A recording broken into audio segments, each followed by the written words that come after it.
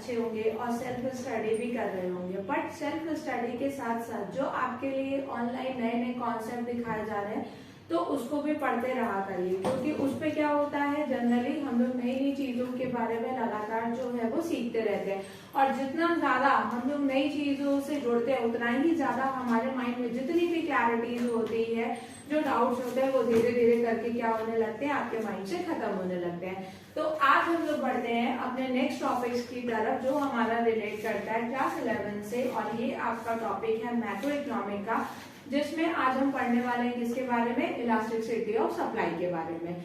आप लोग यहाँ पे देख सकते हैं मेरे पीछे मैंने इलास्टिसिटी ऑफ सप्लाई की डेफिनेशंस को डिफाइन किया है, जिसमें मैंने ये लिखा है कि इलास्टिसिटी ऑफ सप्लाई जो है वो प्राइस ऑफ द गुड्स का और particularly demand of the goods of the supply का, दोनों का क्या करता है, क्वांटिटेटिव रिलेशन जो है वो रिप्रेजेंट करता है। The quantitative correlation between the price of the commodity and the quantity supplied of the good, इसी को हम रिप्रेजेंट करते हैं किसमें, क्वांटिटी ऑफ सप्लाई में। क्वांटिटी ऑफ सप्लाई का मतलब एक्चुअल में होता क्या है, सपोज करिए मेरे हाथ में क्या है, ये मार्कर है। अगर मैं ये बोलूं कि मार्कर में जो इस गुड्स की सप्लाई है वो बढ़ रही है, कल तक 10 थी आज बढ़कर कितनी हो गई, 20 हो गई, तो देखा जाए तो कितने का रेशियो बढ़ रहा है, 10 का रेशियो बढ़ रहा है। उसी तरीके से अगर मैं ये बोलूं कि ये मार्कर जो है वो आज 20 क्वांटिटी में बिक रहा है, यानी कि 10 गुना ज्यादा बिक रहा है, तो इसकी जो प्राइस है वो भी आपकी क्या है, अगर चीजें मार्केट में सप्लाई बढ़ेगी तो इट मींस दैट मार्केट में ऑटोमेटिकली गुड्स की डिमांड बढ़ रही है। तो जब सप्लाई बढ़ती है तो उसके कंपैरिजन क्या होता है, किसी भी कमोडिटी की प्राइस जो है वो भी बढ़ती है। तो इन दोनों का जो परसेंटेज रेशियो है, अब प्राइस जो थी वो 10 रुपए थी, अब बढ़कर 12 रुपए हो गई, तो प्राइस का इंक्रीमेंट कितने से होगा, 2 रुपए से, वही इसकी जो सप्लाई है वो 10 यूनिट्स के अकॉर्डिंग इंक्रीज कर गए। तो दोनों का जो डिवीजन यानी कि दोनों का जो क्वांटिटेटिव रिलेशन है उसी को हम लोग परसेंटेज में रिप्रेजेंट करते हैं। यहाँ पे मैंने एक छोटा सा फॉर्मूला टाइप किया जिसमें मैंने लिखा हुआ है कि percentage change in quantity supply upon percentage change in the price of the commodity, delta Q upon Q into 100, delta P upon P into 100, delta Q upon Q और divided by delta P upon P. Delta Q का मतलब क्या है, change in the quantity of the supply, और Q का मतलब क्या हो गया, आपकी इनिशियल सप्लाई, यानी पहले आपकी इनिशियल सप्लाई 10 थी अब बढ़कर 20 हो गई, तो बढ़कर 20 हो गई यानी कितनी बढ़ी, 10 यूनिट बढ़ी।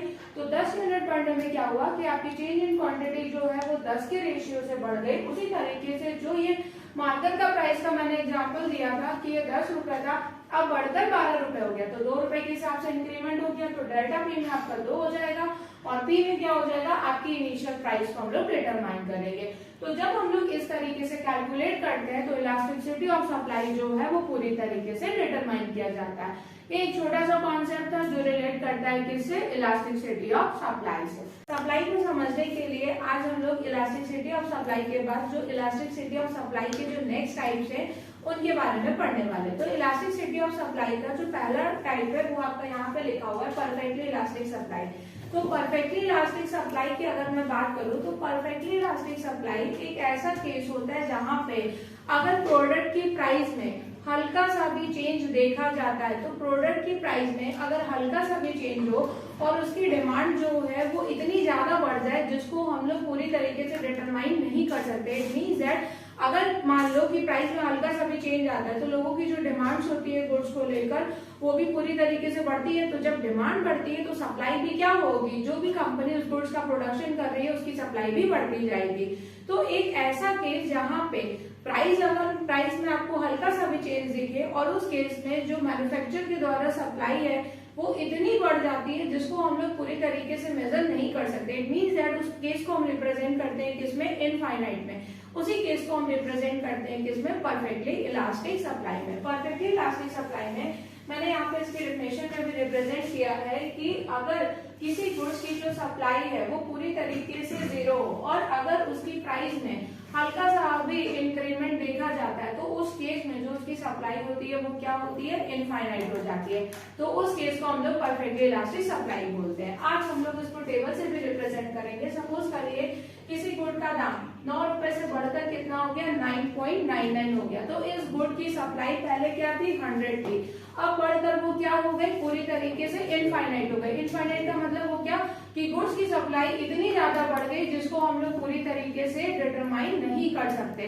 तो उस केस में जहां पे सप्लाई बहुत ज्यादा एक्सेस चली जाती है और उस केस में जो हमारा कर्व होता है वो क्या रिप्रेजेंट होता है, वो हॉरिजॉन्टल यानी कि स्ट्रेट लाइन में रिप्रेजेंट करते हैं, और उस केस में जो हमारा सप्लाई का कर्व होता है वो पैरेलल होता है एक्स एक्सिस के। तो ये स्ट्रेट लाइन कर्व जो है वो आपको सप्लाई में देखने को मिलेगा। तो ये पहला टाइप था जो आपका रिलेट करता है परफेक्टली इलास्टिक सप्लाई से। इलास्टिक सप्लाई, अगर मैं यूनिट इलास्टिसिटी ऑफ सप्लाई की बात करूं तो अगर कोई गुड जिसका दाम जो है वो मार्केट में बढ़ जाता है और जितना उसका दाम बढ़ता है उतने ही बराबर अगर उस गुड्स की सप्लाई भी मार्केट में बढ़ती है तो उस केस को हम लोग किस में रिप्रेजेंट करते हैं, यूनिट इलास्टिक सप्लाई में।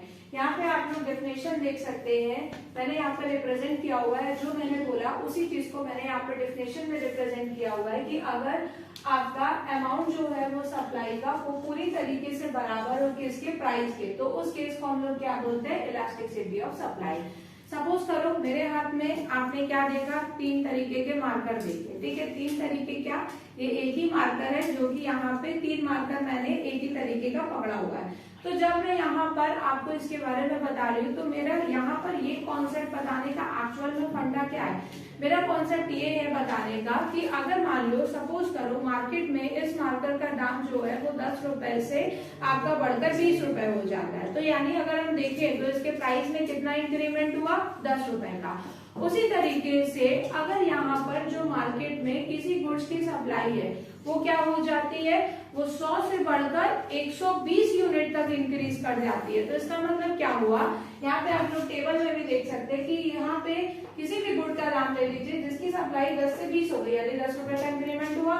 उसी तरीके से यहाँ पे अगर हम सप्लाई लेते हैं तो 100 में कितना बढ़ा है, 120।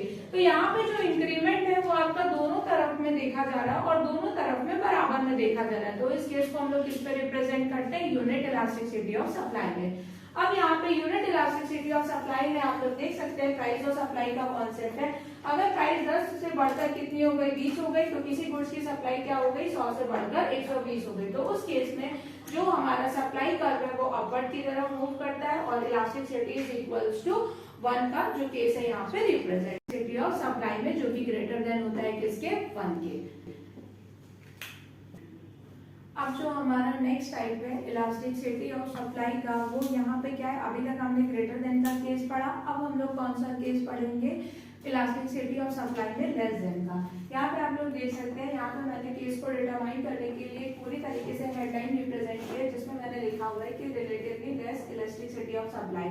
तो ये एक ऐसा केस है जहाँ पे जो आपकी किसी भी गुड की जो सप्लाई है वो मार्केट में क्या हो जाती है, बढ़ती तो है लेकिन इन कंपैरिजन ऑफ प्राइस जो है वो कम बढ़ती है। तो कहने का मतलब ये है कि मान लो मार्कर में जो या आप लोग मेरे हाथ में मार्कर तो देख ही रहे, मैंने कई देर से इस मार्कर को अपने हाथ में पकड़ा हुआ है, मैंने कई तरीके के एग्जांपल सिर्फ एक मार्कर से ही रिप्रेजेंट कर दिए। तो आपका जो एग्जांपल है वो भी मैं आपको मार्कर से ही समझाना चाहती हूँ क्योंकि ये क्या होगा आपके माइंड में पूरी तरीके से क्लियरली बैठ जाएगा। अब यहाँ पे हम लोग देख रहे हैं, आपने मेरे हाथ में मार्कर देखे, अगर मैं इस मार्कर का दाम 10 से 50 रुपए कर दूं और इसकी सप्लाई जो है वो 100 से 120 हो रही है, तो देखा जाए इन कंपैरिजन ऑफ प्राइस तो जो सप्लाई है वो क्या हो रही है, कम बढ़ रही है और जो आपकी प्राइस है वो गुड्स की ज्यादा बढ़ रही है। तो अगर कोई भी गुड, जैसे यहाँ पे मैंने मार्कर का दाम 10 रुपए से अगर 50 रुपए कर दिया और उसकी सप्लाई यहाँ पे देखिए 100 से कितनी हो गई, 120 हो गई, देखा जाए तो सप्लाई बढ़ रही है लेकिन इन कंपैरिजन ऑफ प्राइस जो है वो कम बढ़ रही है। तो उस केस को हम लोग किस पे रिप्रेजेंट करते हैं, less than elasticity of supply में। इस केस में हमारा प्राइस जो है वो ज्यादा बढ़ेगा और इलास्टिसिटी ऑफ सप्लाई उसके कंपैरिजन में बढ़ेगी लेकिन वो कम स्तर पर बढ़ेगी और इस केस में हमारा जो इलास्टिसिटी ऑफ सप्लाई का कर्व है वो अपवर्ड की तरफ मूव करेगा। तो ये आपका एक छोटा सा केस था जो रिलेट करता है किससे, less than elasticity of supply से। हम last topic elasticity of supply का जो 5वां टाइप है उसके बारे में डिस्कशन करेंगे।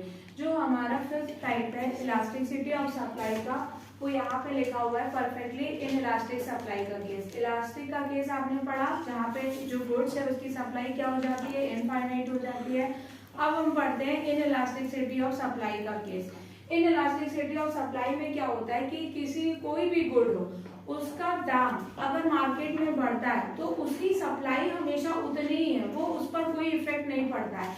तो उस केस को हम लोग किस में रिप्रेजेंट करते हैं? परफेक्टली इनइलास्टिक सप्लाई में। सपोज करो दूध, सब मिल्क क्या है, मिल्क का जो प्राइस है वो मार्केट में लगातार जो है वो बढ़ता जा रहा है, कभी 2 रुपए कभी 3 रुपए से इंक्रीमेंट जो है वो मार्केट में देखा गया है। लेकिन अगर हम बात करते हैं सप्लाई की उसकी, तो उसकी सप्लाई पर इफेक्ट नहीं पड़ता है। क्यों? क्योंकि जो लोगों की नीड्स है पूरी तरीके से मिल्क को लेकर वो डेली बेसिस के अकॉर्डिंग है, तो उसमें कभी भी कोई भी चेंजेस नहीं आएगा, भले ही उसके प्राइस पर किसी भी तरीके का कोई भी इफेक्ट क्यों ना पड़े।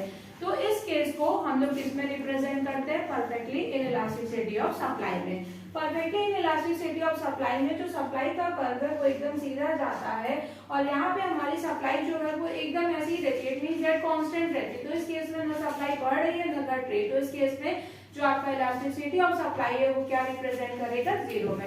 तो ये पूरा ओवरऑल केस था जिसमें हम लोगों ने पढ़ा कि 5 जो टाइप है वो इलास्टिसिटी ऑफ सप्लाई के वो क्या है। अब आई होप आप लोग को जो ये कॉन्सेप्ट है वो पूरी तरीके से क्लियर हो गया होगा इलास्टिसिटी ऑफ सप्लाई का। अब नेक्स्ट हम लोग आगे जितने भी रिलेटेड माइक्रो इकोनॉमिक्स में अदर टॉपिक्स है उनके बारे में पढ़ते रहेंगे। Thank you everyone.